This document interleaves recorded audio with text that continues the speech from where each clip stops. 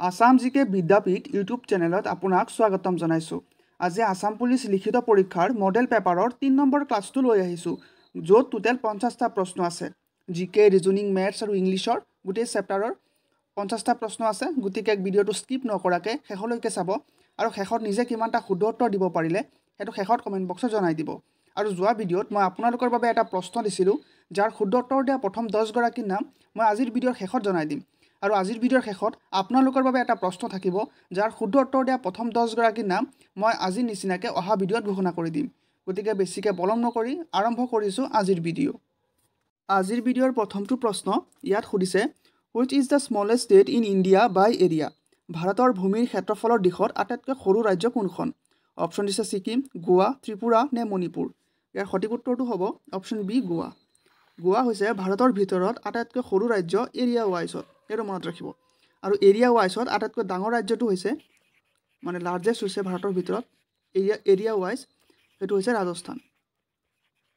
সেইটো মনত ৰাখিব। হয়তো সৰুটো নুসুধি ডাঙৰটো সুধি দিব পাৰে। ৰাজস্থান সেইটো হৈছে এৰিয়াৰ দিশত। আৰু যদি আপোনাক পপুলেশ্যনৰ দিশত সোধে, জনসংখ্যাৰ দিশত, তেতিয়াহ'লে লাৰ্জেষ্ট হ'ব ইউ পি, উত্তৰ প্ৰদেশ। আৰু স্মলেষ্ট হ'ব ছিকিম, এইটো জনসংখ্যাৰ দিশত। আৰু এৰিয়াৰ দিশত অৰ্থাৎ মাটিকালিৰ দিশত লাৰ্জেষ্ট হ'ব ৰাজস্থান আৰু স্মলেষ্ট হ'ব গোৱা, এইটো মনত ৰাখিব। নেক্সট প্ৰশ্ন, which organ in the human body produces insulin? মানৱ দেহৰ কোনটো অংগই ইনচুলিন উৎপন্ন কৰে? অপশ্যন দিছে লিভাৰ, পেনক্ৰিজ, কিডনী নে হাৰ্ট। তো ইয়াৰ সঠিক উত্তৰটো হ'ব অপশ্যন বি, পেনক্ৰিজ। অৰ্থাৎ অগ্নাশয়ে এই যিটো ইনচুলিন আছে সেইটো প্ৰডিউচ কৰে। নেক্সট প্ৰশ্ন, who was the first vice president of India? ভাৰতৰ প্ৰথমগৰাকী উপ ৰাষ্ট্ৰপতি কোন? অপশ্যন দিছে এছ ৰাধাকৃষ্ণন, জাকিৰ হুছেইন, ৰাজেন্দ্ৰ প্ৰসাদ নে বি ডি জাট্টি। তো ইয়াৰ সঠিক উত্তৰটো হ'ব অপশ্যন এ, এছ ৰাধাকৃষ্ণন, অৰ্থাৎ সৰ্বপল্লী ৰাধাকৃষ্ণন। সৰ্বপল্লী ৰাধাকৃষ্ণন হৈছে ভাৰতৰ প্ৰথমগৰাকী উপ ৰাষ্ট্ৰপতি। আৰু ৰাষ্ট্ৰপতি চাগে সকলোৱে জানে, সেইটো হৈছে ৰাজেন্দ্ৰ প্ৰসাদ। ৰাজেন্দ্ৰ প্ৰসাদ আছিলে ভাৰতৰ প্ৰথমগৰাকী প্ৰেছিডেণ্ট, অৰ্থাৎ ৰাষ্ট্ৰপতি। আৰু সৰ্বপল্লী ৰাধাকৃষ্ণন প্ৰথমজন উপ ৰাষ্ট্ৰপতি আৰু দ্বিতীয়জন ৰাষ্ট্ৰপতি, ছেকেণ্ড প্ৰেছিডেণ্ট আছিলে তেওঁ। ভাৰতৰ দ্বিতীয়জন ৰাষ্ট্ৰপতি আছিলে সৰ্বপল্লী ৰাধাকৃষ্ণন আৰু প্ৰথমগৰাকী উপ ৰাষ্ট্ৰপতি আছিলে সৰ্বপল্লী ৰাধাকৃষ্ণন। নেক্সট প্ৰশ্ন, who wrote the book Discovery of India? Discovery of India কিতাপখন কোনে লিখিছিল? অপশ্যন দিছে মহাত্মা গান্ধী, জৱাহৰলাল নেহৰু, বি আৰ আম্বেদকাৰ নে চৰ্দাৰ পেটেল। তো ইয়াৰ সঠিক উত্তৰটো হ'ব অপশ্যন বি, জৱাহৰলাল নেহৰু। এই যিটো ডিস্কভাৰী অফ ইণ্ডিয়া কিতাপ আছে সেইটো জৱাহৰলাল নেহৰুদেৱে লিখিছিলে। আৰু লগতে মনত ৰাখিব, এই যিটো ডিস্কভাৰী অফ ইণ্ডিয়া আছে কিতাপখন, এখন 1946ত পাব্লিছ হৈছিলে, 1946, সেইটো মনত ৰাখিব। নেক্সট প্ৰশ্ন, who was the first women chief minister of Assam?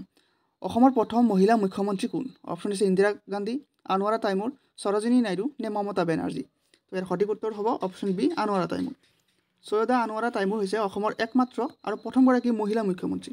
অসমত এতিয়ালৈকে এবাৰেই মহিলা মুখ্যমন্ত্ৰী হৈছে আৰু সেইগৰাকী হৈছে আনোৱাৰা তাইমুৰ, আৰু তেওঁ প্ৰথম হয় আৰু বৰ্তমানলৈকে একমাত্ৰ হয়। আৰু ইন্দিৰা গান্ধী হৈছে ভাৰতৰ প্ৰথমগৰাকী মহিলা, ফাৰ্ষ্ট ওমেন PM ইণ্ডিয়াৰ। আৰু যিটো সৰোজিনী নাইডু আছে এইটো ভাৰতৰ প্ৰথমগৰাকী ওমেন, মানে মহিলা গভৰ্ণৰ হয়, ৰাজ্যপাল হয়, এইটো চাগে সকলোৱে জানে। আৰু মমতা বেনাৰ্জী বৰ্তমান ৱেষ্ট বেংগলৰ মুখ্যমন্ত্ৰী হয়, এইটো চাগে সকলোৱে জানে। নেক্সট প্ৰশ্ন, what is the currency of Japan? জাপানৰ মুদ্ৰা কি? অপশ্যন দিছে ইউৱান, ইয়েন, ৰিংগিট নে ৱন। তো আপোনালোকে মনত ৰাখিব, এই যিটো ৱন দিছে, ৱন কাৰেঞ্চিটো হৈছে চাউথ কোৰিয়াৰ, এইটো চাউথ কোৰিয়াৰ হয়। যিটো আছে ৰিংগিটটো হয় মালয়েছিয়া। আৰু যিটো ইউৱান আছে সেইটো হৈছে চাইনাৰ। কাৰেঞ্চিৰ ওপৰত প্ৰশ্ন বহুত দেখা যায়। আৰু যিটো ইয়েন আছে সেইটো হৈছে জাপানৰ। অপশ্যন বিটো হ'ব ইয়াৰ কাৰেক্ট এনচাৰ। নেক্সট প্ৰশ্ন, which planet is known as the red planet? কোনখন গ্ৰহক ৰঙা গ্ৰহ বুলি জনা যায়? অপশ্যন দিছে শুক্ৰ, মংগল, বৃহস্পতি নে শনি। তো ইয়াৰ সঠিক উত্তৰটো হ'ব অপশ্যন বি, মাৰ্চ, অৰ্থাৎ মংগল। মংগল গ্ৰহক ৰঙা গ্ৰহ বুলি জনা যায়। আৰু যিটো ভেনাছ আছে অৰ্থাৎ শুক্ৰ আছে, এইটো টুইনছ অফ আৰ্থ বুলি কোৱা হয়। টুইনছ অফ আৰ্থ মানে পৃথিৱীৰ যমজ বুলি কোৱা হয় এই শুক্ৰ গ্ৰহ, সেইটো মনত ৰাখিব। আৰু বৃহস্পতি হৈছে চবতকৈ ডাঙৰ গ্ৰহ হৈছে বৃহস্পতি। এইটো চাগে সকলোৱে জানে নেক্সট প্ৰশ্ন who is known as the missile man of India ভাৰতৰ মিছাইল মেন কোন অপশ্যন হৈছে বিক্ৰম সাৰাভাই এপিজে আব্দুল কালাম হোমী ভাবা নে চি ভি ৰামন তো সঠিক উত্তৰটো হ'ব অপশ্যন বি এপিজে আব্দুল কালাম এপিজে আব্দুল কালাম ছাৰক ভাৰতৰ মিছাইল মেন অফ ইণ্ডিয়া বুলি জনা যায় নেক্সট প্ৰশ্ন the first Olympic games were held in which country প্ৰথম অলিম্পিক ক্ৰীড়া কোন দেশত অনুষ্ঠিত হৈছিল অপশ্যন হৈছে ইটালী গ্ৰীচ ফ্ৰান্স নে জাৰ্মানী তো ইয়াৰ সঠিক উত্তৰটো হ'ব অপশ্যন বি গ্ৰীচ প্ৰথমটো অলিম্পিক এই গ্ৰীচ দেশত অনুষ্ঠিত হৈছিলে আৰু চনটো মনত ৰাখিব চনটো হৈছিলে 1896ত গ্ৰীচত প্ৰথমবাৰৰ বাবে অলিম্পিক আৰম্ভ কৰা হৈছিল নেক্সট প্ৰশ্ন who was the first Indian to receive the Nobel prize in physics ভাৰতৰ প্ৰথমগৰাকী পদাৰ্থ বিজ্ঞানত নোবেল পুৰস্কাৰ প্ৰাপ্তি ব্যক্তি কোন অপশ্যন হৈছে হোমী ভাবা চি ভি ৰামন অৰ্থাৎ চন্দ্ৰশেখৰ ভেংকটৰমন সত্যেন্দ্ৰনাথ বসু নে বিক্ৰম সাৰাভাই তো ইয়াৰ সঠিক উত্তৰটো হ'ব অপশ্যন বি চি ভি ৰামন চন্দ্ৰশেখৰ ভেংকটৰমন আছিলে প্ৰথমগৰাকী ভাৰতীয় যিয়ে পদাৰ্থ বিজ্ঞান অৰ্থাৎ ফিজিক্সত নোবেল প্ৰাইজ পাইছিলে আৰু চনটো মনত ৰাখিব চনটো আছিলে 1930 1930 চনত তেওঁ ফিজিক্সৰ কাৰণে নোবেল প্ৰাইজ পাইছিলে নেক্সট প্ৰশ্ন which is the longest river in Asia এছিয়াৰ আটাইতকৈ দীঘল নদী কোনখন আমিতো পৃথিৱীৰ চবতকৈ দীঘল নদী জানোৱেই এইটো নীল নদী বা নাইল নদী এতিয়া যদি এছিয়াৰ কথা সুধি দিব পাৰে যদি এছিয়াৰ কথা সুধে তেতিয়া হ'ব অপশ্যন চি ইয়াংছে হৈছে এছিয়াৰ চবতকৈ দীঘল নদী আৰু সেইটো চাইনাত আছে সেইটো মনত ৰাখিব চীন দেশত আছে আৰু এছিয়াৰ চবতকৈ দীঘল নদী আৰু ইয়াৰ লেন্থটো দৈৰ্ঘ্যটো মনত ৰাখিব 6300 কিলোমিটাৰ এইটো হৈছে তাৰ দৈৰ্ঘ্য গংগা নহয় ব্ৰহ্মপুত্ৰ বা গংগা হৈছে ভাৰতৰ চবতকৈ দীঘল নদী আৰু ব্ৰহ্মপুত্ৰ হৈছে ভাৰতৰ আটাইতকৈ বহল নদী এইটো চাগে জানি নেক্সট প্ৰশ্ন which Assamese freedom fighter is known as Deshbhakta কোনগৰাকী অসমীয়া স্বাধীনতা সংগ্ৰামীক দেশভক্ত নামেৰে জনা যায় অপশ্যন হৈছে কনকলতা বৰুৱা পিয়লি ফুকন তৰুণৰাম ফুকন নে গোপীনাথ বৰদলৈ আপোনালোকে হয়তো জানে যিটো কনকলতা বৰুৱা আছে তাইক বীৰাংগনা বুলি জনা যায় বীৰাংগনা কনকলতা বৰুৱা গোপীনাথ বৰদলৈদেৱক লোকপ্ৰিয় উপাধিৰে জনা যায় লোকপ্ৰিয় গোপীনাথ বৰদলৈ আৰু যিটো দেশভক্ত আছে সেইটো হৈছে চি অপশ্যন তৰুণৰাম ফুকনদেৱক দেশভক্ত বুলি জনা যায় নেক্সট প্ৰশ্ন what is the largest desert in the world বিশ্বৰ আটাইতকৈ ডাঙৰ মৰুভূমি কোনটো অপশ্যন হৈছে সাহাৰা মৰুভূমি আৰব মৰুভূমি গোবি মৰুভূমি নে থৰ মৰুভূমি তো ইয়াৰ সঠিক উত্তৰটো হ'ব অপশ্যন এ প্ৰশ্নটো ভালকৈ ল'ব পঢ়ি ল'ব ইয়াত বিশ্বৰ কথা সুধিছে অৰ্থাৎ ৱৰ্ল্ডৰ কথা সুধিছে সেইকাৰণে সাহাৰা হ'ব যদি ভাৰতৰ কথা সুধে তেতিয়াহ'লে থৰ হ'ব যিটো ৰাজস্থানত আছে যিহেতু আমাক বিশ্বৰ আটাইতকৈ ডাঙৰ মৰুভূমি কোনটো সুধিছে তো শুদ্ধ উত্তৰ হ'ব অপশ্যন এ সাহাৰা মৰুভূমি আৰু লগতে মনত ৰাখিব এইটো নৰ্থ আফ্ৰিকাত আছে উত্তৰ আফ্ৰিকাত আছে নৰ্থ আফ্ৰিকা আৰু মহাদেশ সুধিলে আফ্ৰিকা মহাদেশ হ'ব আৰু নৰ্থ আফ্ৰিকাত আছে নেক্সট প্ৰশ্ন who discover the law of gravity মহাকৰ্ষীয় আকৰ্ষণৰ নিয়ম কোনে আৱিষ্কাৰ কৰিছিল অপশ্যন হৈছে Albert Einstein Isaac Newton Galileo' Galilei নে জেমছ ৱাট আপোনালোকে হয়তো জানে ইয়াৰ শুদ্ধ উত্তৰটো হ'ব option B Isaac Newton sir Isaac নিউটনে যিটো গ্ৰেভিটি আছিলে মহাকৰ্ষণীয় যিটো নিয়ম আছে সেইটো আৱিষ্কাৰ কৰিছিলে আৰু লগতে জানি থ'ব এনেকুৱা নহয় যে এইটো প্ৰশ্নই দিব তাৰ লগত ৰিলেটেড বেলেগ প্ৰশ্নও দিব পাৰে যিটো এলবাৰ্ট আইনষ্টাইন আছে তেওঁ আপোনালোকে লিখি ৰাখিব ফটো ইলেক্ট্ৰিক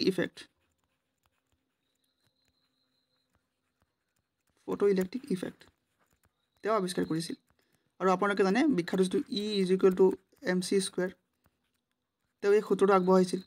এইটো আছিলে এলবাৰ্ট আইনষ্টাইন আৰু যিটো গেলিলিঅ' গেলিলি আছে তেওঁ যিটো জুপিটাৰ অৰ্থাৎ বৃহস্পতি গ্ৰহৰ 3টা মুন আছে আমাৰ যেনেকৈ পৃথিৱীৰ এটাই মুন চন্দ্ৰ তেনেকৈ জুপিটাৰৰ 3টা আছে ইউৰোপা গাইনামেট আৰু কেলিষ্টো মই নামখিনি লিখি দিয়া নাই আৰু ইউৰোপা গাইনামেট আৰু কেলিষ্টো এই 3টা তেওঁ আৱিষ্কাৰ কৰিছিলে আৰু যিটো অপশ্যন ডি আছে জেমছ ৱাট সেইটো আপোনালোকে হয়তো জানে ষ্টিম ইঞ্জিন আৱিষ্কাৰ কৰিছিল তেওঁ নেক্সট প্ৰশ্ন হুইচ কাণ্ট্ৰি ইনভেণ্টেড পেপাৰ কোন দেশত কাগজ আৱিষ্কৃত হৈছিল অপশ্যন হৈছে ভাৰত চীন ইজিপ্ত নে গ্ৰীচ তো ইয়াৰ সঠিক উত্তৰটো হ'ব অপশ্যন বি চীন চাইনাত প্ৰথমবাৰৰ কাৰণে কাগজৰ আৱিষ্কাৰ হৈছিল কিন্তু এই চনটো আপোনালোকে বহুত জেগাত বহুত পাব কিছুমান জেগাত আপোনালোকে 200 BC বুলিও পাব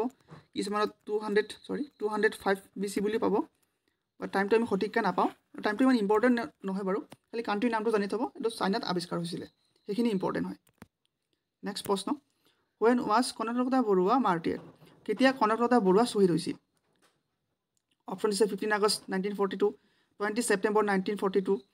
2 অক্টোবৰ 1942 নে 26 জানুৱাৰী 1943 তো ইয়াৰ সঠিক উত্তৰটো হ'ব অপশ্যন বি 20 ছেপ্টেম্বৰ 1943 সৰি 1942 43 নহয় এইটো কুইট ইণ্ডিয়া মুভমেণ্ট হৈছিলে ভাৰত ত্যাগ আন্দোলন সেই আন্দোলনৰ সময়তে এই 20 ছেপ্টেম্বৰ 1942 গহপুৰ থানাত কনকলতা বৰুৱা বীৰাংগনা কনকলতা বৰুৱা শ্বহীদ হৈছিলে নেক্সট প্ৰশ্ন in which year was the Indian space research organisation যাক চমুকৈ আমি ইছৰো বুলি কওঁ ফাউণ্ডেড ভাৰতীয় মহাকাশ গৱেষণা সংস্থা ইছৰো কেতিয়া প্ৰতিষ্ঠিত হৈছিল অপশ্যন আছে 1958 1962 1969 নে 1975 ইয়াৰ সঠিক উত্তৰ হ'ব অপশ্যন চি 1969 15 আগষ্ট 15 আগষ্টৰ দিনাখন 15 আগষ্ট 1969ত ইছৰো যিটো আছে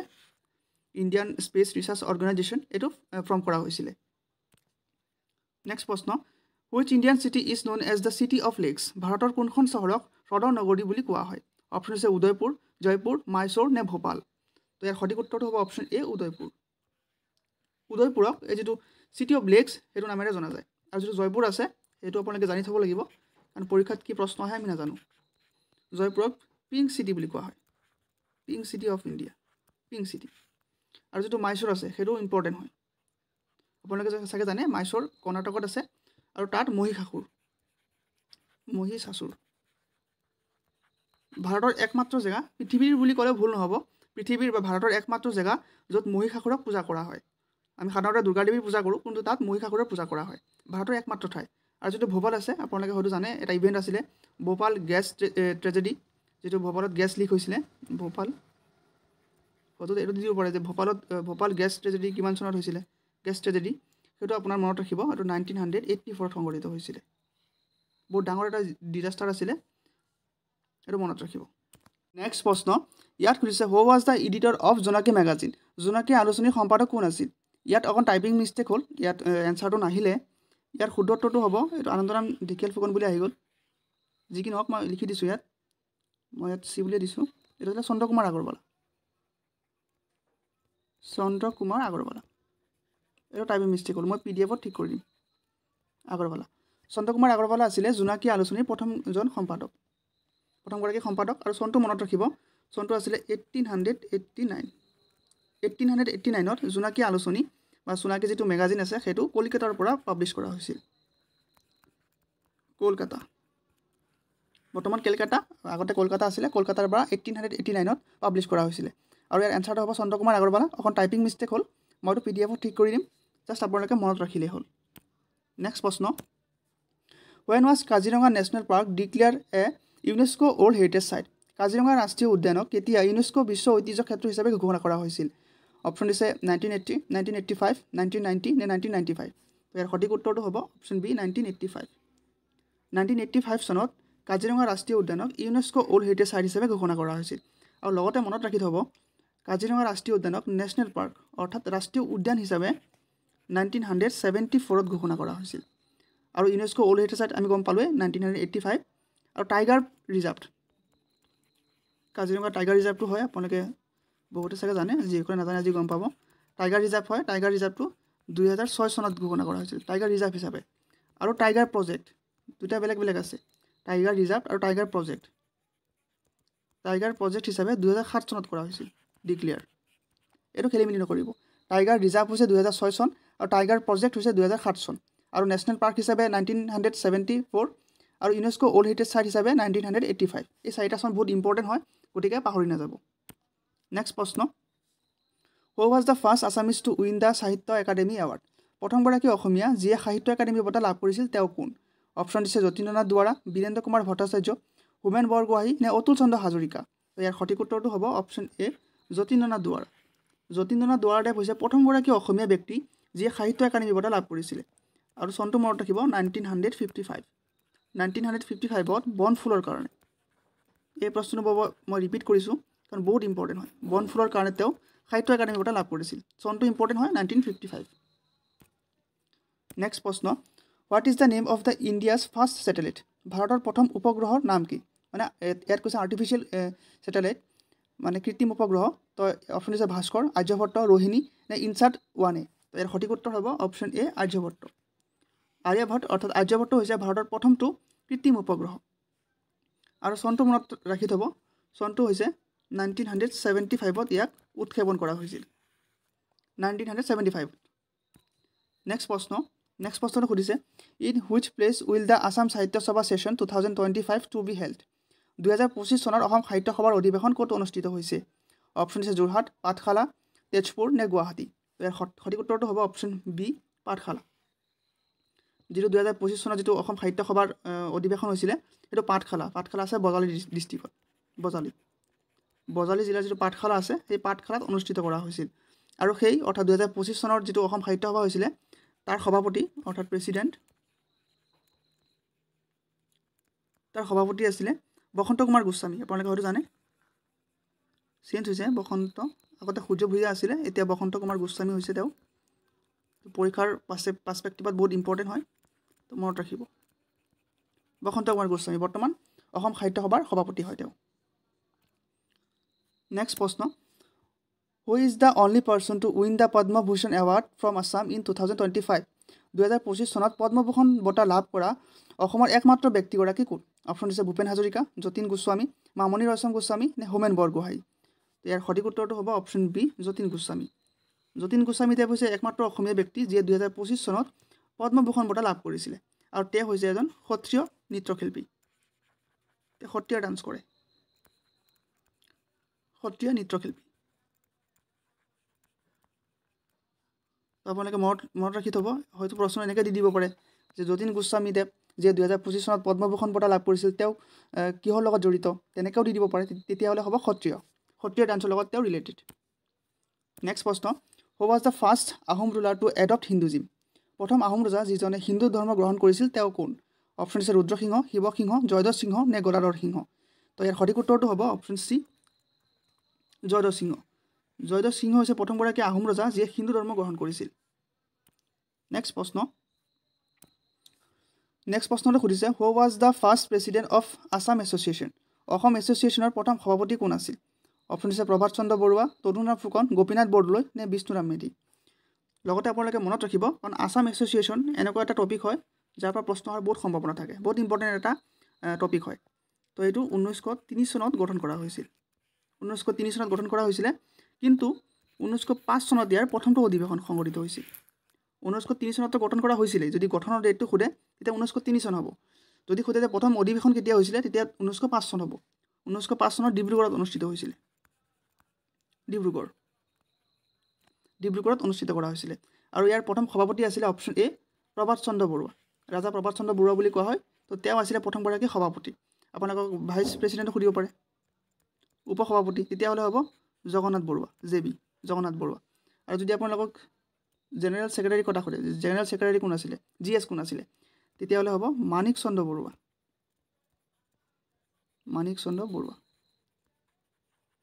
তেওঁ আছিলে প্ৰথমগৰাকী জেনেৰেল ছেক্ৰেটাৰী আৰু ভাইচ প্ৰেছিডেণ্ট আছিলে অৰ্থাৎ উপসভাপতি আছিলে জগন্নাথ বৰুৱা আৰু সভাপতি আছিলে প্ৰভাত চন্দ্ৰ বৰুৱা এইটো মনত ৰাখিব নেক্সট প্ৰশ্ন who was the first Assamese to become the chief justice of India প্ৰথমগৰাকী অসমীয়া যিয়ে ভাৰতৰ মুখ্য ন্যায়াধীশ হৈছিল তেওঁ কোন অপশ্যন আছে ৰঞ্জন গগৈ SK চেমা উজ্জ্বল ভূঞা নে উপৰোক্ত কোনো নহয় ইয়াৰ সঠিক উত্তৰ হ'ব অপশ্যন এ ৰঞ্জন গগৈ হৈছে প্ৰথমগৰাকী অসমীয়া আৰু বৰ্তমানলৈকে একমাত্ৰ অসমীয়া যিয়ে চিফ জাষ্টিছ অফ ইণ্ডিয়া হ'বলৈ সক্ষম হৈছে আপোনালোকে সেইটো মনত ৰাখিব আৰু আপোনালোকে হয়তো বৰ্তমান সুধি দিব পাৰে যে বৰ্তমান CJI কোন হয় চিফ জাষ্টিছ অফ ইণ্ডিয়া কোন হয় ৰিচেণ্টলি চেঞ্জ হৈছে তো তেওঁ হৈছে জাষ্টিছ সঞ্জীৱ খান্না তেওঁ হৈছে বৰ্তমান আগতে DY চন্দ্ৰচূড় আছিলে তো তেওঁ চেঞ্জ হৈ পেলাই ৰাজীৱ খান্না নতুনকৈ এপইণ্ট হৈছে নেক্সট প্ৰশ্ন which temple is known as the Khajuraho of Assam কোন মন্দিৰক অসমৰ খাজুৰাহো বুলি জনা যায় অপশ্যন আছে কামাখ্যা মন্দিৰ শিৱদৌল মদন কামদেৱ মন্দিৰ নে উমানন্দ মন্দিৰ তো ইয়াৰ সঠিক উত্তৰটো হ'ব option C Madan Kamdev temple যিটো মদন কামদেৱ মন্দিৰ আছে ইয়াক অসমৰ খাজুৰাহো বুলি কোৱা হয় এইটো মনত ৰাখিব আৰু মদন কামদেৱ মন্দিৰ আছে গুৱাহাটীৰ বাইহাটা চাৰিআলি বহুতে চাগে গৈছে বাইহাটা চাৰিআলি আছে আৰু ইয়াক অসমৰ খাজুৰাহো বুলি জনা যায় নেক্সট প্ৰশ্ন in which year was Nagaland separate from Assam Nagaland কেতিয়া অসমৰ পৰা পৃথক হৈছিল অপশ্যন আছে 1950 1956 1963 নে 1972 তো সঠিক উত্তৰ হ'ব অপশ্যন চি 1963 1 ডিচেম্বৰ একজেক্ট ডেটটো মনত ৰাখিব 1 ডিচেম্বৰ 1963 নাগালেণ্ড অসমৰ পৰা ছেপাৰেট হৈছিলে নেক্সট প্ৰশ্ন who was the father of king Harshavardhana ৰজা হৰ্ষবৰ্ধনৰ পিতা কোন আছিল অপশ্যন আছে চন্দ্ৰগুপ্ত 1 প্ৰভাকৰ বৰ্ধন ৰাজ্যবৰ্ধন নে হৰ্ষগুপ্ত আপোনালোকে হয়তো জানে ইয়াৰ শুদ্ধ উত্তৰ হ'ব অপশ্যন বি প্ৰভাকৰ বৰ্ধন আছিলে যিটো হৰ্ষবৰ্ধন আছে তেওঁৰ দেউতাক অৰ্থাৎ পিতা আৰু লগতে মনত ৰাখিব যিটো পুষ্যপতি অফ থানেশ্বৰ যিটো ডাইনেষ্টি আছে বা থানেশ্বৰ বুলি কোৱা হয় পুষ্যপতি থানেশ্বৰ আচল নামটো হয় পুষ্যপতি থানেশ্বৰ বৰ্তমান হাৰিয়ানাত আছে থানেশ্বৰ এই যিটো ডাইনেষ্টি আছে এই ডাইনেষ্টিটো এই প্ৰভাকৰ বৰ্ধনে প্ৰতিষ্ঠা কৰিছিল আৰু প্ৰভাকৰ বৰ্ধনৰ তিনিগৰাকী সন্তান আছিলে তো এগৰাকী হৈছে হৰ্ষবৰ্ধন আৰু এগৰাকী হৈছে ৰাজ্যবৰ্ধন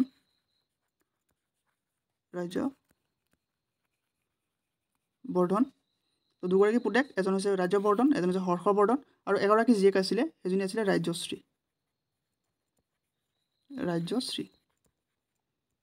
এইখিনি মনত ৰাখিব নেক্সট প্ৰশ্ন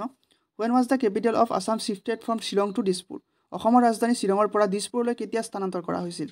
অপশ্যন আছে 1963 1971 1973 নে 1975 তো সঠিক উত্তৰ হ'ব অপশ্যন চি 1973 কিছুমানে আপোনালোকে 1972 বুলি পাব পাৰে বাট একজেক্টটো 2 নহয় একজেক্টটো 3 হয় 1972ত এইটো আপোনাৰ এছেম্বলিত বিলহে অনা হৈছিল কিন্তু ট্ৰান্সফাৰ একজেক্টলি 1973 তে হৈছিলে তো 2 বুলি নিদিব 73 বুলি দিব নেক্সট প্ৰশ্ন Who was the first speaker of the Assam Legislative Assembly Assam বিধানসভাৰ প্ৰথমগৰাকী অধ্যক্ষ কোন আছিল অপশ্যন আছে গোপীনাথ বৰদলৈ বিষ্ণুৰাম মেধি বাবু বসন্ত কুমাৰ দাস নে মহেন্দ্ৰ মোহন চৌধুৰী তো সঠিক উত্তৰটো হ'ব অপশ্যন চি বাবু বসন্ত কুমাৰ দাস আছিলে যিটো আসাম লেজিসলেটিভ এছেম্বলি আছে অসম বিধানসভা তাৰ প্ৰথমগৰাকী অধ্যক্ষ আৰু আপোনালোকে বৰ্তমানটো মনত ৰাখিব প্ৰেজেন্ট হৈছে স্পিকাৰ হৈছে বিশ্বজিৎ দৈমাৰী আৰু ডেপুটি স্পিকাৰ উপাধ্যক্ষ থাকে অধ্যক্ষ আৰু উপাধ্যক্ষ ডেপুটি স্পিকাৰ হৈছে নুমল মমিন তো খুলি দিয়াৰ চান্স থাকে নেক্সট প্ৰশ্ন how many member are nominated by the president to the Rajya Sabha ৰাষ্ট্ৰপতিয়ে ৰাজ্যসভালৈ কিমানজন সদস্য মনোনীত কৰে অপশ্যন আছে 10 জন 12 জন 15 জন নে 20 জন তো ইয়াৰ সঠিক উত্তৰটো হ'ব অপশ্যন বি 12 জন ৰাষ্ট্ৰপতিয়ে মুঠ 12 জনক ৰাজ্যসভালৈ নমিনেট কৰে মানে মনোনীত কৰে আৰু এই সেক্টৰখিনি মনত ৰাখিব এটা হৈছে লিটাৰেচাৰ সাহিত্যৰ পৰা মনোনীত কৰে 2 নম্বৰ হৈছে আৰ্ট কলাৰ পৰা কৰে 3 নম্বৰ হৈছে সায়েন্স বিজ্ঞান প্ৰযুক্তিৰ পৰা এজন বুলি নহয় তাৰপৰা নমিনেট কৰে আৰু 4 নম্বৰ হৈছে সোশ্যাল সাৰ্ভিস যি সামাজিক কামৰ লগত জড়িত তো হিয়তকো ৰাষ্ট্ৰপতিয়ে নমিনেট কৰে ৰাজ্যসভাৰ কাৰণে টোটাল 12 জনক নমিনেট কৰে নেক্সট প্ৰশ্ন which hill station is known as the Scotland of Assam অসমৰ কোনখন পৰ্বত ৰাজ্যক অসমৰ স্কটলেণ্ড বুলি জনা যায় অপশ্যন আছে হাফলং ডিফু শিলং নে উমৰাংচু তো সঠিক উত্তৰ হ'ব অপশ্যন এ হাফলঙক অসমৰ স্কটলেণ্ড বুলি জনা যায় নেক্সট প্ৰশ্ন the treaty of Majuli was sign in which year Majuli চুক্তি কোন বছৰত স্বাক্ষৰিত হৈছিল অপশ্যন আছে 1563 1613 1671 নে 1755 তাৰ সঠিক উত্তৰ হ'ব অপশ্যন এ 1563 চনত যিটো ট্ৰিটি অফ মাজুলী আছিলে মাজুলী চুক্তি স্বাক্ষৰিত হৈছিলে আৰু লগতে মনত ৰাখিব এইটো নৰনাৰায়ণ কোচ ৰজা নৰনাৰায়ণ আৰু ভাৰ্চেছ চুকাম্ফা আহোম ৰজা আছে চুকাম্ফা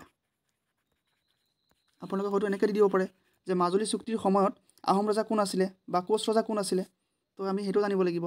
কোচ ৰজা আছিলে নৰনাৰায়ণ আৰু আহোম ৰজা আছিলে চুকাম্ফা এই দুজনৰ মাজতে এই যিটো মাজুলী চুক্তি এইটো সংগঠিত হৈছিলে আৰু চনটো হৈছে 1563 লগতে যদি আপোনাক আসাম পুলিচ কমপ্লিট সিলেবাসৰ PDF লাগে য'ত টোটেল 2500 প্লাছ MCQ আছে উত্তৰৰ সৈতে য'ত আসাম পুলিচৰ কমপ্লিট সিলেবাসৰ সকলো subject like Assam history Assam geography Indian history art and culture sports polity, economics, English grammar, maths আৰু ৰিজনিং এই সকলো ছাবজেক্টৰ MCQ আছে উত্তৰৰ সৈতে। যদি আপোনাক লাগে তেতিয়াহ'লে স্ক্ৰীনত দিয়া নাম্বাৰত 99 रुपी পে' কৰি পেলাই এইটো নাম্বাৰতে হোৱাটছআপ আছে তাতে স্ক্ৰীনশ্বটটো পঠাই দিয়ক। আপোনাক ইমিডিয়েটলি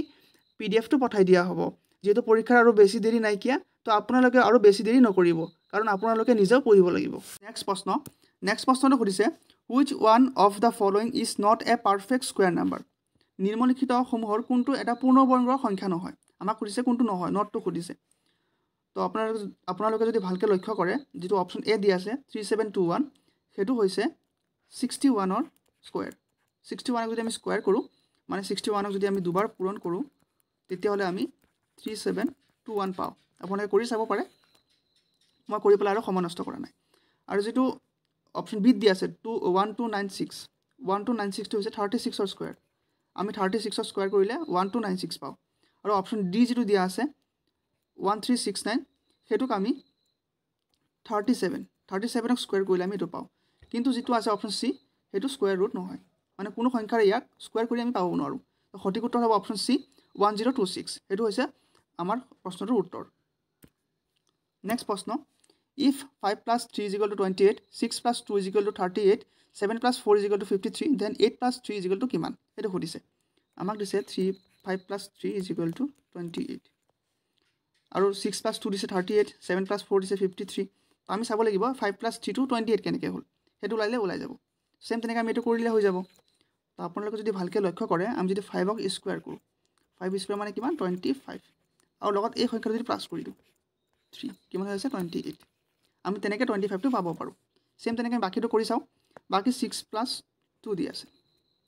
আমি যদি 6ক স্কয়াৰ কৰি দিও মানে 36 কৰি দিও 6 স্কয়াৰ মানে 36 plus 2 তেনেকৈ আমি 38 পাই যাও। সেম তেনেকৈ আমি 7 plus 4 আছে 7 plus 4 আছে 7 স্কয়াৰ কৰি দিয়া মানে 7 স্কয়াৰ মানে 49 plus 4 কৰিলে আমি কিমান পাও 53 পাই যাও। মানে আমি এটো কেনেকৈ কৰিব লাগিব গম পালো। সেম তেনেকৈ আমি এটো লগত কৰি দিও হৈ যাব। আপোনালোকে ভিডিওটো পজ কৰি চেষ্টা কৰিব নিজে কৰিবৰ কাৰণে। যদি নোৱাৰিলে ভিডিওটো প্লে কৰি চাব তেতিয়াহলে নিজে কিমানখিনি জানিলে কিমানখিনি শিকিলে নিজে বুজি পাই যাব। তো সেম তেনেকৈ 8 plus 3 আমি যদি 8ক স্কয়াৰ কৰি দিও কিমান হ'ব 64 plus 3 কৰিলে কিমান হ'ব 64 plus 3 মানে 67 ক'ত আছে অপচন 8 গতিকে শুদ্ধ উত্তৰ হ'ব অপচন এ 67। আই হোপ বুজি পালে। নেক্সট প্ৰশ্ন ইয়াত দিছে এটো এটা সিটিং এৰেঞ্জমেন্টৰ প্ৰশ্ন হয়। A B C D E আৰু এফ এখন চক্ৰাকাৰ টেবুলত বহি আছে। এ বি আৰু সিৰ মাজত বহি আছে, এফ সিৰ বাওফালে বহি আছে আৰু ই বিৰ সোফালে বহি আছে। তেন্তে এৰ বিপৰীতে কোনজন বহিছে? আমাক কৈছে যে A B C D E F এই এজন দুজন তিনিজন চাৰিজন পাঁচজন ছজন এই ছয়জন ব্যক্তি এটা চক্ৰাকাৰ টেবুলত বহি আছে। মানে এনেকুৱা গোল এখন টেবুল তাতে বহি আছে। তো আমি জানো ছটা মানুহ, তো আমি ছটা পজিশন বনাই দিও 1 2 3 4 5 6টা। আমি ছটা পজিশন বহাই দিলো হৈ গল। এতিয়া কৈছে এ বি আৰু সিৰ মাজত আছে। সাপোজ আমি ধৰিলো এটো সি হয় এটো বি হয়।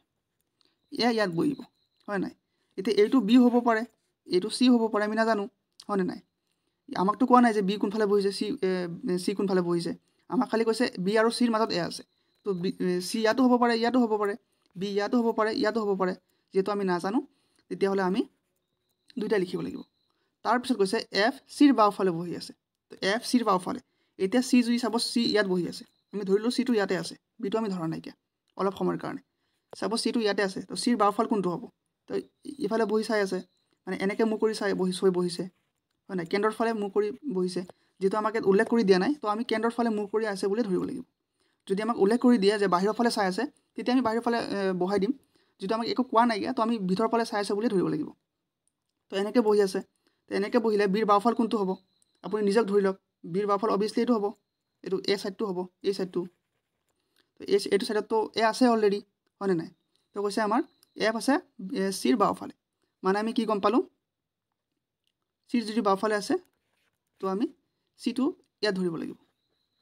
এইটো ইয়াত হ'ব সিৰ পজিশনটো, ইয়াত হ'ব বিৰ পজিশন। আমি ইয়াত সিটো কাটি দিছো আৰু ইয়াত বিটো কাটি দিছো। ইয়াত সি আছে ইয়াত বি আছে। ভালকৈ বুজি লওক ইয়াত বি আছে ইয়াত সি আছে। এটা সিৰ বাওফাল কোনটো হ'ব? তো ইফালে মুখ কৰি বহি আছে সিৰ বাওফাল হ'ব এইটো মানে এফ টো ইয়াত বহিব। আই হোপ বুজি পালে এফ টো ইয়াত বহি গ'ল। এইটো হৈছে এৰ পজিশন, এইটো সি এইটো বি এইটো এফ। এইটো বুজি পাই গ'ল।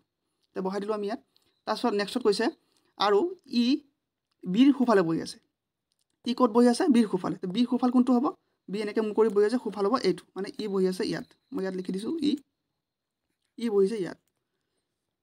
আৰু সুধিছে আমাক তেন্তে এৰ বিপৰীতে কোন বহি আছে তো বাকী থাকিল কোন ডি তাৰমানে আল্টিমেটলি ডি ইয়াতে বহিব বেলেগ জেগাই নাইকিয়া ইয়াতে বহাব লাগিব এতিয়া সুধিছে এৰ বিপৰীতে কোন বহি আছে মানে এ ইয়াত তাৰ বিপৰীতে কোন আছে ডি আমি এনচাৰ পাই গ'লোঁ অপশ্যন চি হ'ব ইয়াৰ সঠিক উত্তৰ আই হোপ বুজি পালে নেক্সট প্ৰশ্ন ইয়াত দিছে এজনী ছোৱালীলৈ পৰিচয় দিয়াৰ সময়ত ৰমেশে ক'লে তেওঁ মোৰ দেউতাকৰ একমাত্ৰ পুত্ৰৰ একমাত্ৰ কন্যা ছোৱালীজনী ৰমেশৰ কি হয় এইটো এটা ব্লাড ৰিলেশ্যনৰ প্ৰশ্ন হয় তো আমি সলভ কৰোঁ সাপোজ আমি ইয়াত লিখি দিলোঁ ৰমেশ লিখি দিলোঁ আৰু ছোৱালীজনী ইয়াত আছে মই লিখিলোঁ গাৰ্ল বুলি লিখিলোঁ আৰু ৰমেশ ইয়াত ৰখি আছে তেওঁ এই ছোৱালীজনীক চিনাকি দি কৰা কৈছে যে তেওঁ মোৰ দেউতা মানে ৰমেশৰ দেউতাক আছে ইয়াত লিখিলোঁ দেউতা ৰমেশৰ দেউতা হয়নে নাই তেওঁ মোৰ দেউতাৰ একমাত্ৰ পুত্ৰ তো দেউতা এজন হয় দেউতাৰ একমাত্ৰ পুত্ৰ মানে কোন হয় ৰমেশ নিজে হয় একমাত্ৰ পুত্ৰ যিহেতু একমাত্ৰ পুত্ৰৰ একমাত্ৰ কন্যা একমাত্ৰ পুত্ৰ তেওঁ নিজে হয় আৰু তেওঁৰ একমাত্ৰ কন্যা হয় এতিয়া সুধিছে ছোৱালীজনী ৰমেশৰ কি হয় তো ইয়াত বহুতে ভুল কৰি দিয়ে যে আমি ছোৱালীজনী ফলীয়া হৈ চাম নে ৰমেশৰ ফলীয়া হৈ চাম তো তেনেকুৱা কনফিউজন থাকিলে আপোনালোকে ইংলিছ প্ৰশ্নটো পঢ়িব ইংলিছ প্ৰশ্নৰ লাষ্টত যিটো দিয়া থাকিব যেনেকৈ ইয়াত ৰমেশ দিয়া আছে যিটো লাষ্টত দিয়া থাকিব সেই তাৰ ফলীয়া হৈ চাব মানে আপুনি এতিয়া নিজকে ৰমেশ বুলি ধৰি ল'ব লাগিব তাৰ ফলীয়া হৈ চাব লাগিব তো ৰমেশৰ কি হয় ছোৱালী হয় মানে অপশ্যন বি হ'ব সঠিক উত্তৰ ডটাৰ ৰমেশৰ ছোৱালী হয় আই হোপ বুজি পালে নেক্সট প্ৰশ্ন ইয়াত দিছে এইটো এটা ডিৰেকশ্যনৰ প্ৰশ্ন হয় এজন মানুহ 6 কিলোমিটাৰ দক্ষিণ দিশত গৈ বাওঁফালে ঘূৰি 8 কিলোমিটাৰ যায় তাৰপিছত আকৌ বাওঁফালে ঘূৰি 6 কিলোমিটাৰ যায় শেষত সোঁফালে ঘূৰি 4 কিলোমিটাৰ যায় তেওঁ আৰম্ভণিৰ স্থানৰ পৰা কিমান দূৰত আছে তো আপোনালোকে এই প্ৰশ্নটো মিষ্টেক নকৰিব এইটো হৈছে নৰ্থ মানে উত্তৰ এইটো চাউথ দক্ষিণ এইটো হৈছে ইষ্ট মানে পূব এইটো হৈছে ৱেষ্ট এই দিশকেইটা খেলি মেলি নকৰিব তেতিয়া এনচাৰে ভুল ওলাই যাব এতিয়া চাপ'জ ধৰি ল'লোঁ আমি মানুহটো ইয়াত ৰখি আছিলে এই বিন্দুটোত ৰখি আছিলে তো ইয়াৰ পৰা তেওঁ যাত্ৰা আৰম্ভ কৰিলে তেওঁ প্ৰশ্নত কি কৈছে এজন মানুহ 6 কিলোমিটাৰ দক্ষিণ দিশত গৈ আছিলে দক্ষিণ দিশ মানে কোনটো এইটো তলফালে মানে এনেকৈ গৈ আছে এনেকৈ কিমান গ'ল তেওঁ 6 কিলোমিটাৰ 6 কিলোমিটাৰ গ'ল তাৰপিছত তেওঁ বাওঁফালে ঘূৰি 8 কিলোমিটাৰ যায় তো এটা মানুহ যদি এনেকৈ আহি থাকে এনেকৈ তলমুৱা কৰি তো তেওঁৰ বাওঁফাল কোনটো হ'ব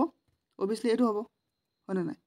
আপুনি নিজক ধৰি ল'ব তো এইফালে তেওঁ কিমান যায় 8 কিলোমিটাৰ যায় ইফালে 8 কিলোমিটাৰ গ'ল তো এনেকৈ গৈ আছে তো 8 কিলোমিটাৰ যায় তাৰপিছত আকৌ বাওঁফালে ঘূৰি 6 কিলোমিটাৰ যায় তো এনেকৈ গৈ থাকিলে বাওঁফালটো কোনফালে হ'ব ওপৰফালে হ'ব বাওঁফালে আকৌ 6 কিলোমিটাৰ গ'ল এনেকৈ গৈ আছে এতিয়া শেষত সোঁফালে ঘূৰি 4 কিলোমিটাৰ যায় এতিয়া এনেকৈ গৈ আছে সোঁফাল কোনটো হ'ব এইটো হ'ব অভিয়াছলি হয়নে নাই এনেকৈ ঘূৰি আৰু 4 কিলোমিটাৰ গ'ল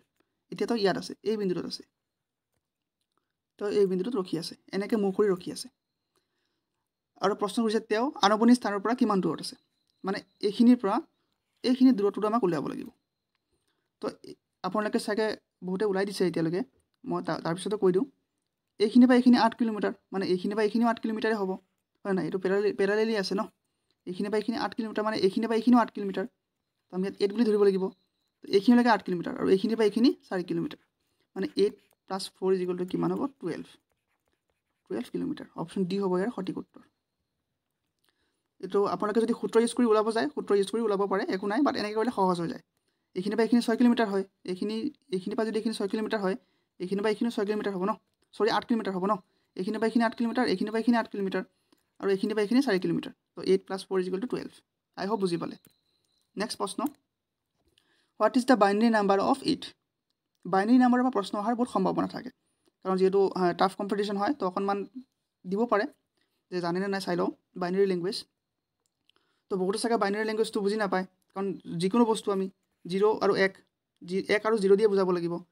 2 লাখ হওক 5 লাখ হওক 5,000 হওক 10,000 হওক আমি 1 আৰু 0 দিয়ে বুজাব লাগিব আপোনালোকে অপশ্যনখিনি দেখাই পাই আছে অকল 1 আৰু 0ৰ মাজতে আছে মানে বেলেগ একো নাইকিয়া 1 আৰু 0 বুজি পায়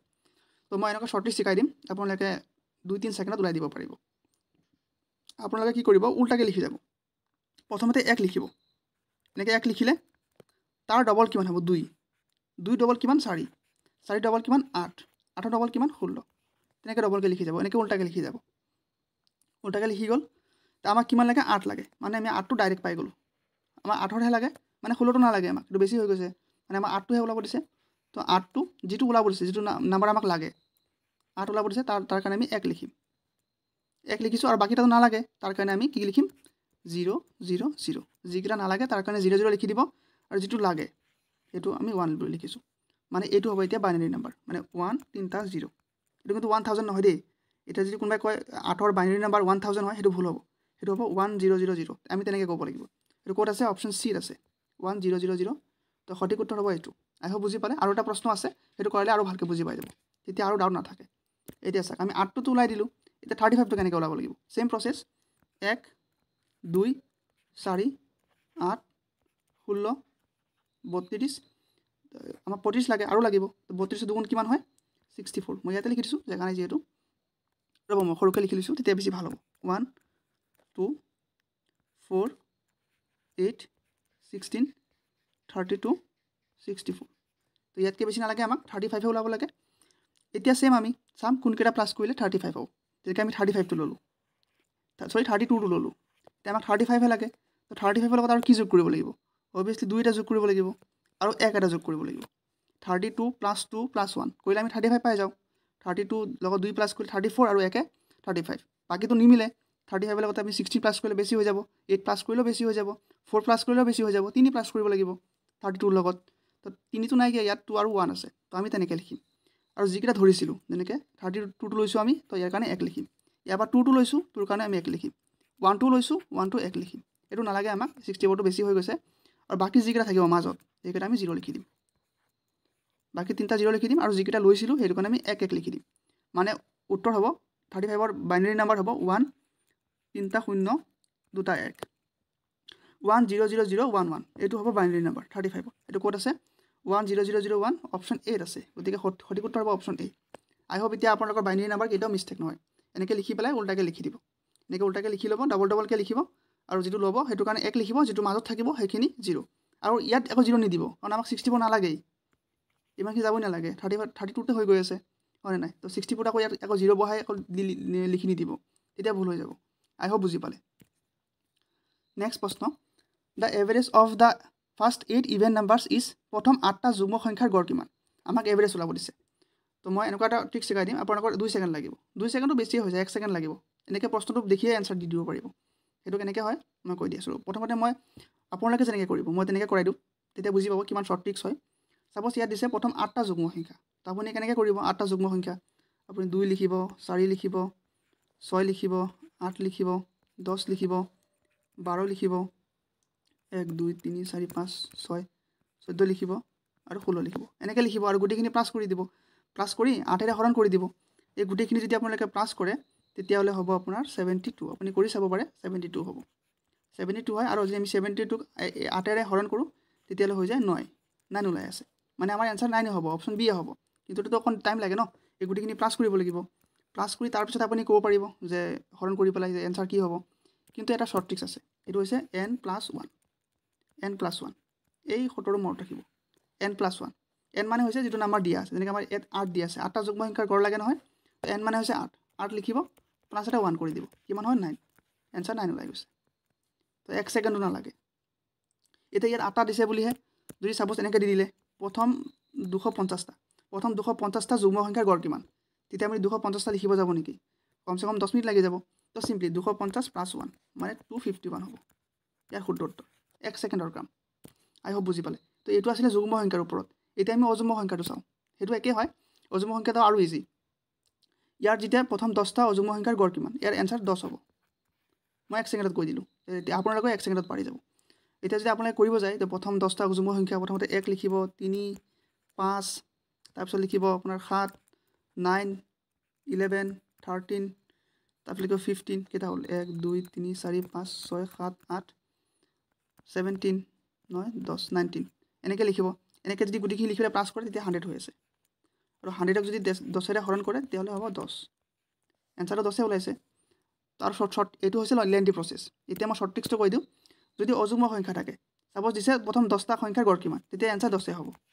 সাপোজ দিলে যে প্ৰথম 100টা অযুগ্ম সংখ্যাৰ গড় কিমান তেতিয়াহ'লে এনচাৰ 100 হ'ব যিমান দিব সিমানে হ'ব সাপোজ দিলে প্ৰথম 1000টা অযুগ্ম সংখ্যাৰ গড় কিমান তেতিয়াহ'লে 1000 হ'ব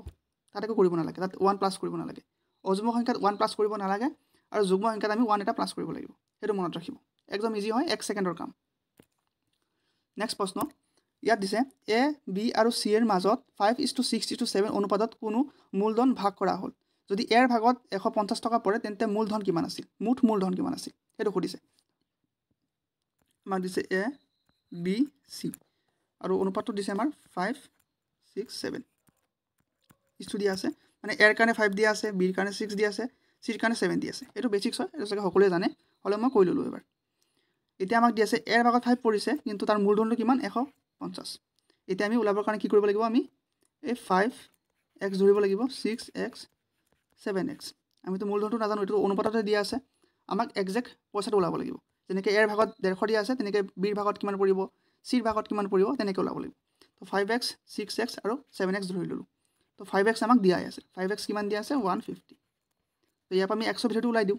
100 ভিতৰত ওলালে কি হ'ব 150 টো ওপৰত যাব 5 টো ইফালে আহিলে হৰণ হৈ যাব 30 মানে আমি 100 মানটো 30 পাই গ'ল বুজি পালে 100 মান আমি কিমান পালো 30 আৰু আমি কি লিখিছিলো 5x 6x 7x এনেকৈ লিখিছিলো এতিয়া আমি 5x ৰ মানটো আমি কিমান পাম 150 আৰু 150 বুলি দিয়া আছে এইটো ওলাব নালাগে হলে মই দেখাই দিছো এতিয়া আমি 6x টো ওলাই দিওঁ 6x ৰ মান কিমান হয় 30 মানে হ'ব 180 মানে বিৰ ভাগত 180 পৰিব সেম 7x x ৰ মান 30 মানে 210 হ'ব মানে চিৰ ভাগত 210 টকা পৰিছে এটা গুটেখিনি প্লাস কৰি দিলে হল যেটা আমাক মুঠ মূলধনৰ কথা সুধিছে মানে 150 180 আৰু 210 প্লাস কৰিলে আমি এনসাৰটো পাই যাম 150 180 আৰু 210 একেটা প্লাস কৰিলে আমি পাই যাম এটো হ'ব 0 ইয়াত হ'ব 14 13 14 4 উকলিলে 1 2 4 1 5 540 অপশন ডি হ'ব সঠিক উত্তৰ 540 টোটাল মুঠ মূলধন আছিল 540 টকা আই হোপ বুজি পালে নেক্সট প্ৰশ্নটো সুধিছে choose the correct verb form by the time you reach I dash my work ইয়াত কি হ'ব আমাক ওলাব লাগে অপশন আছে completed will have completed completed have completed তো মই আগতে আপোনালোকক শিকাইছিলোঁ টেন্সৰ ওপৰত এইটো ফিউচাৰ পাৰফেক্ট টেন্সত আছে কেনেকৈ আছে মই এতিয়া ক'বলৈ নাযাওঁ ভিডিঅ'টো বহুত দীঘল হৈ যাব এইটো হৈছে by the time you reach I dash my work হয় নাই এইটো পাৰফেক্ট ফিউচাৰ পাৰফেক্ট টেন্সত আছে এইটো কোৱাৰ একো প্ৰয়োজন নাই আৰু পাৰফেক্ট ফিউচাৰ টেন্সৰ ফৰ্মুলাটো আছিলে subject plus will have shall have plus ভাৰ্বৰ পাষ্ট পাৰ্টিচিপল ফৰ্ম অৰ্থাৎ ভাৰ্ব 3 ফৰ্মটো বহে সেইটো কাৰণে আমাৰ ইয়াত কি হ'ব ইয়াত হ'ব by the time you reach I লগত উইল হ'ব আই উইল হেভ হ'ব কমপ্লিটেড ভাৰ্বৰ 3 নম্বৰ ফৰ্মটো বহিব পাষ্ট পাৰ্টিচিপল ফৰ্মটো বহিব কমপ্লিটেড এইটো হ'ব I will have completed my work option বিটো হ'ব সঠিক উত্তৰ নেক্সট প্ৰশ্ন identify the correct কনজাংশ্যন I like tea dash I don't like coffee ইয়াত কাৰেক্ট কনজাংশ্যনটো ওলাব দিছে আপোনালোকে অৰ্থটো বুজি পাব লাগিব আই লাইক টি মই চাহ পচন্দ কৰোঁ বাট আই ডোণ্ট লাইক টি কিন্তু মই কফি পচন্দ নকৰোঁ তো ইয়াত বাট বহিব চিম্পল কথা অপশ্যন বি হ'ব সঠিক উত্তৰ অৰ নবহে এন নবহে চ' নবহে I like tea or don't like coffee হ'ব নোৱাৰে I like tea and I don't like coffee সেইটোতো ছেটিছফাইড নহয় চ' আৰু নহয় তো বাট হ'ব মই কফি পচন্দ কৰোঁ কিন্তু মই চাহ পচন্দ কৰোঁ কিন্তু কফি পচন্দ নকৰোঁ নেক্সট প্ৰশ্ন choose the correct verb tense I wish I dash a millionaire ইয়াত দিছে আই wish I dash a millionaire ইয়াত এটা অবাস্তৱিক কল্পনাৰ কথা বুজাইছে যদি তেনেকুৱা অবাস্তৱিক কল্পনাৰ কথা বুজায় তেতিয়াহ'লে সদায় আইৰ লগত ৱেৰ বহে এনে নৰ্মেলি আমি আইৰ লগত ৱাজ বহাওঁ I was present I was eating something বহাওঁ আমি আইৰ লগত ৱাজ বহাওঁ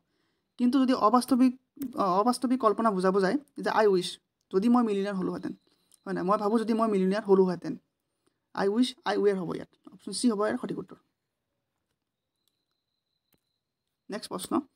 চুজ দ্য চিনোনিম অফ এডভাৰ্চিটিৰ আমি চিনোনিম ওলাব লাগে প্ৰথমতে আমি এডভাৰ্চিটিৰ অসমীয়া শব্দটো অসমীয়া মিনিংটো জানি লওঁ সেইটো হৈছে প্ৰতিকূলতা যিটো এডভাৰ্চিটি আছে আৰু ইয়াত দিছে মিছফৰ্চুন মানে হৈছে অসমীয়াৰ অৰ্থটো হৈছে দুৰ্ভাগ্য প্ৰস্পেৰিটি মানে হৈছে সমৃদ্ধি মই বাকী অৰ্থখিনি কৈ দিওঁ মনত ৰাখিব হয়তো তাৰ লগত ৰিলেটেড দি দিব পাৰে সমৃদ্ধি হেপিনেছ মানেতো জানেই সকলোৱে আনন্দ বা আনন্দিত কমফৰ্ট মানে হৈছে আৰামদায়ক বা আৰাম আৰু ইয়াত আমাক চিনোনিম সুধিছে অৰ্থাৎ সমাৰ্থক শব্দ সুধিছে তো প্ৰতিকূলতা মানে হৈছে অপশ্যন এটো হ'ব সঠিক উত্তৰ মিছফৰ্চুন হ'ব ইয়াৰ সঠিক উত্তৰ চিনোনিম প্ৰতিকূলতা আৰু ইয়াৰ সমাৰ্থক শব্দ হ'ব দুৰ্ভাগ্য আই হোপ বুজি পালে নেক্সট প্ৰশ্ন টছ দ্য কাৰেক্ট এণ্টনিম অফ প্লাউজেবল যেটো প্লাউজেবল দিছে সেইটো আমাক এণ্টনিম অৰ্থাৎ বিপৰীত শব্দ ওলাব লাগে তো প্ৰথমতে আমি প্লাউজেবলৰ অসমীয়া মিনিংটো জানি লওঁ তেতিয়া আমি ওলাব পাৰিম প্লাউজেবল মানে হৈছে বিশ্বাসযোগ্য আৰু যেটো আনবিলিভেবল আছে সেইটো চাগে সকলো জানে অবিশ্বাস এনসাৰটো গমেই পাই গ'ল এইটো হ'ব অবভিয়াছলি অপশ্যন এটো হ'ব শুদ্ধ উত্তৰ কিন্তু আমি এইখিনি মিনিংও জানি থওঁ যেটো লজিকেল আছে লজিকেল মানে হৈছে আমি এইবিলাক শব্দ ব্যৱহাৰ কৰোঁ কিন্তু একজেক্ট মিনিংটো নাজানো এইটো মানে হৈছে যুক্তিসংগত ৰিজনেবল মানে হৈছে যুক্তিযুক্ত যেটো প্ৰবেবল আছে এটা হৈছে সম্ভাৱনীয় তো ইয়াৰ বিশ্বাসযোগ্য ইয়াৰ অপজিট অৰ্থ হ'ব অবিশ্বাস আনবিলিভেবল অপশ্যন এ হ'ব ইয়াৰ সঠিক উত্তৰ আই হোপ বুজি পালে আৰু লগতে মই যোৱা ভিডিঅ'ত আপোনালোকৰ বাবে এটা প্ৰশ্ন দিছিলোঁ যে where is Bhimashankar temple located Bhimashankar মন্দিৰ ক'ত অৱস্থিত অপশ্যন দিয়া হৈছিল ছত্ৰপুৰ মধ্যপ্ৰদেশ জয়পুৰ ৰাজস্থান আহমেদাবাদ গুজৰাট নে পুনে মহাৰাষ্ট্ৰ ইয়াৰ সঠিক উত্তৰটো হ'ব অপশ্যন ডি পুনে মহাৰাষ্ট্ৰত ভীমাশংকৰ মন্দিৰ অৱস্থিত আৰু ইয়াৰ সঠিক উত্তৰ দিয়া প্ৰথম 10 গৰাকীৰ নাম হৈছে PJ বাবু 5818 টিকু 903 অচিন্ত দাস 8061 জয়শ্ৰী দাস 2131 ৰমেন বড়ো 2019 ডিম্পল পেগু 2675 জিন্তু ৰায় 1850 জুমন বৰুৱা 3261 সঞ্জয় বড়ো 2484 আৰু